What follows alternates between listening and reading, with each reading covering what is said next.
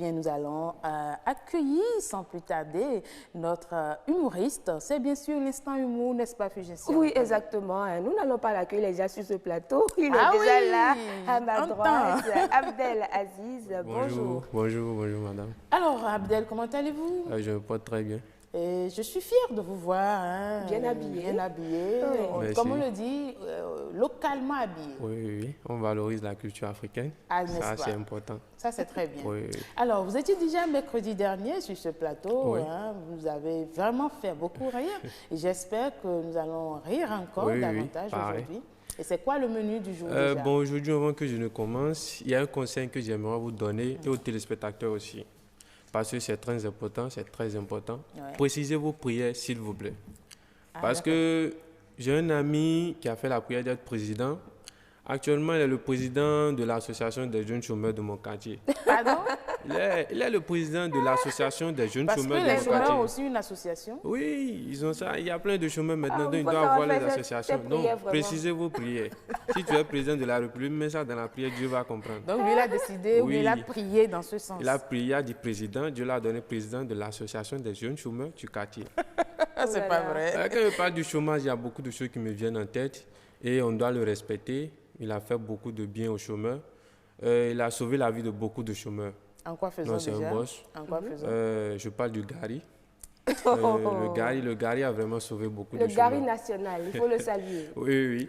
Et Ah oui, hein, le Gary, si vous avez fait le campus, c'est que vous devez être amis au C'est que Gary. vous ne bougez pas sans le Gary. C'est le mais ça. Ça, personne ne peut oublier ça.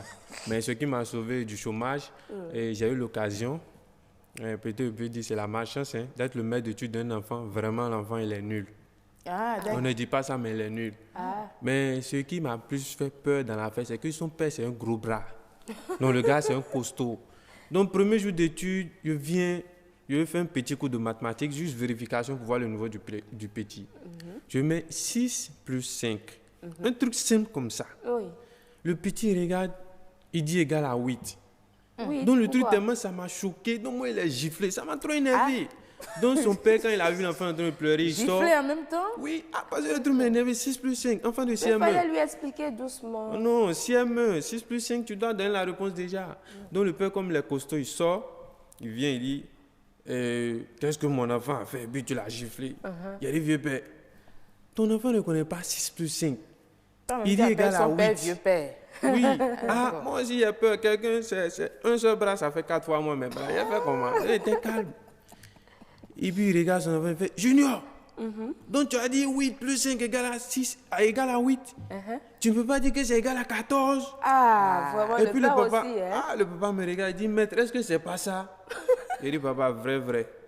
Pour vous dire la vérité. 6 plus 5 égale à 11. Mais souvent, ça peut monter jusqu'à 14. Parce que, moi, ils ne vont pas venir me frapper à cause de son enfant. Parce que si vous ne le dites Il faut vraiment éviter ça.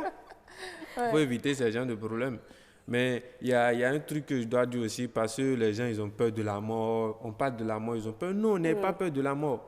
Il n'y a pas de concours ni d'examen pour mourir. Oui, tout le On monde est va y tous en passer, rang. c'est On est ça. en rang. Donc, il ne faut pas trop vous gêner, même. On est en rang, aligné comme ça. Mais Mais c'est pas on une raison prie aussi pour pour rester derrière, hein. pour provoquer la mort. Hein. Non, C'est pas une raison pour pas l'inviter. pour aller chez provoquer vous. la mort, mais quand on dit que quand quelqu'un espère qu'il ne va pas mourir, il faut savoir qu'il est en rang. Non, mais vous savez, on dit souvent, on ne voudrait pas être la queue. Mais pour la mort, on veut être la queue. La queue même On c'est veut passer à petit. la dernière La queue position, même quoi. c'est petite. Même si après que là, on veut être ça pour la mort. Donc, il faut avoir les comportements pour éviter ça. Alors, ça, c'est l'essentiel.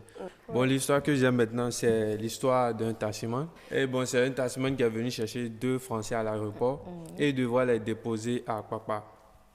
Donc, le taximan, lui, il s'est dit, quand il a vu 2 blancs, il s'est dit dans son cœur que bon, que lui va essayer de les arnaquer, quoi, avoir une somme.